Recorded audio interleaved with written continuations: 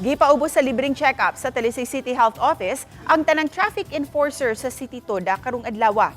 Nangunay ang upat ka mga doktor sa City Health Office sa pagsusi sa kahimtang sa panglawas sa mga traffic enforcers. Gawa sa basic check-up, gidala usab sa City Health ang ilang mobile clinic ug ang ubang laboratory equipment aron mapaubos ang mga traffic enforcer sa ECG ug sa uban pang lab tests. Lakip sa nakabinipisyo ang mga sakop sa Talisay City Traffic Police kay usaraman ug buhatan ang City Toda ug Traffic Police. Matud ni City Health Officer Dr. Ray Cesar Bautista nga gigihanan nila og adlaw ang tanang sakop sa City Toda kay ang mga traffic enforcer exposed kanunay sa grabing kainit sa adlaw ug uwanon nga panahon. May mga tambal usab nga gihatag sama sa maintenance medicines ug mga bitamina.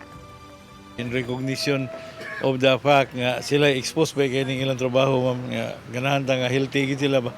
So we are conducting medical check-up. We are providing medications para katong labi na katong nagkinahanglan ng mga maintenance medication kay nakita mo na nato ma'am nga daghan na nila ma'am taga blood pressure.